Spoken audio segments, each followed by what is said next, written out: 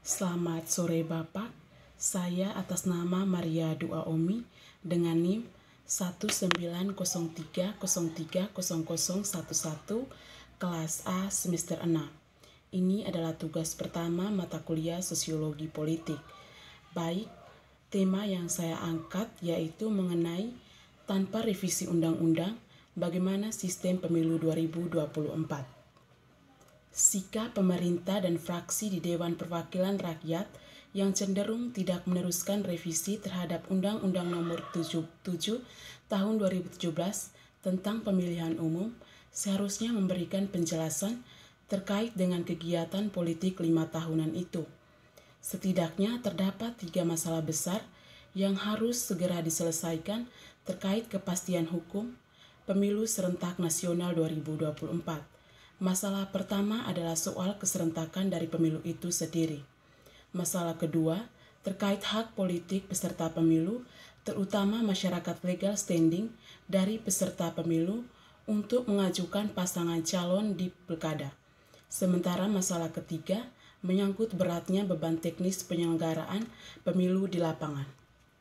Jika pemilu serentak digelar di tahun 2024, maka terdapat 2 regulasi tetap yang akan dijadikan sebagai landasannya, yakni Undang-Undang Nomor 7 Tahun 2017 tentang Pemilihan Umum dan Undang-Undang Nomor 10 Tahun 2016 tentang Pemilihan Gubernur, Bupati, dan Wali Kota atau Pilkada. Artinya, jika kita mengacu pada 2 regulasi ini, maka ada 2 pedoman waktu yang terdapat di dalam kedua undang-undang tersebut yang berhubungan dengan makna keserentakan yang selama ini kita ketahui. 2 keterangan waktu tersebut yakni pertama soal tahapan pemilu yang harus dimulai 20 bulan sebelum pemungutan suara. Kedua, aturan dalam Undang-Undang Nomor 10 Tahun 2016 di mana disebutkan bahwa waktu pelaksanaan pemungutan suara pemilihan kepala daerah ditetapkan pada November 2024. Dengan melihat masa jabatan Presiden dan Wakil Presiden yang berakhir pada 20 Oktober 2024, maka secara regulasi disebutkan bahwa penetapan calon terpilih paling lambat 14 hari sebelum berakhirnya masa jabatan Presiden dan Wakil Presiden. Artinya kita sudah punya Presiden dan Wakil Presiden hasil pemilu 2024 paling lambat 6 Oktober 2024. Polemik tiket pencalonan. Polemik ini terkait batasan waktu yang disediakan oleh undang-undang menyatakan bahwa pilkada akan digelar pada November 2024. Sementara syarat pengajuan pasangan calon oleh partai politik dimaknai berdasarkan hasil pemilu yang terakhir sebelum pilkada tersebut digelar. Untuk itu terdapat pertanyaan, hasil pemilu mana yang dijadikan patokan partai politik untuk bisa mengajukan pasangan calon di pilkada? Apakah hasil pemilu 2019 atau hasil pemilu 2024? Hal ini penting dipertanyakan, sebab jika disimulasikan hasil pemilu 2019 bagi sebuah partai politik peraih kursi DPRD memenuhi syarat mencalonkan, kemudian diputuskan menggunakan basis hasil pemilu 2024 sebagai tiket pencalonan, tentu beresiko bagi partai politik tersebut menjadi tidak bisa mencalonkan jika suara dan kursi yang didapatkan justru menurun. Hal sebaliknya, jika menggunakan hasil pemilu 2019, sebuah partai politik yang tidak memenuhi syarat pencalonan, namun diputuskan berbasis hasil pemilu 2024, malah berbalik bisa mencalonkan di pilkada.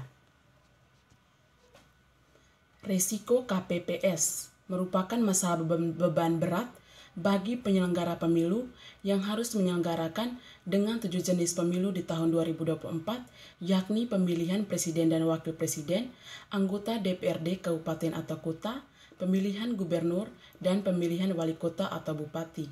Pengalaman di pemilu 2019 harus dijadikan sebagai pelajaran ketika faktor kelelahan dan sakit bawaan membuat 894 petugas kelompok penyelenggara pemungutan suara meninggal dan 5.157 petugas KPPS sakit.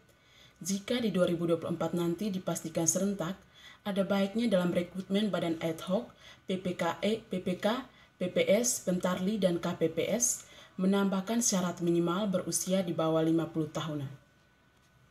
Anggota Dewan Pembina Perludem Titi Anggraini mengatakan pemilu 2024 akan menjadi pemilu paling rumit di dunia karena dilaksanakan secara serentak dan sentralistik. Pernyataan tersebut disampaikannya terkait rencana pelaksanaan pemilu dan pemilihan kepala daerah serentak pada tahun yang sama. Di samping itu, Indonesia memiliki karakteristik lainnya yaitu menyelenggarakan pemilu dengan rekapitulasi suara paling lama di dunia. Begitu pula terkait dengan database yang menunjukkan bangsa ini memiliki data pemilih tersentralisasi terbesar di dunia. Sedangkan terkait data kampanye, Titi juga mengatakan bahwa pemilu di Indonesia termasuk yang paling mahal di dunia. Bahkan dianggap cenderung tidak membatasi, yakni 2,5 miliar per badan hukum swasta. Menurut anggota Bawaslu Provinsi Jawa Timur, Nur Elia Anggraini menyatakan bahwa lembaga penyelenggaraan pemilu mempunyai tantangan kontemporer.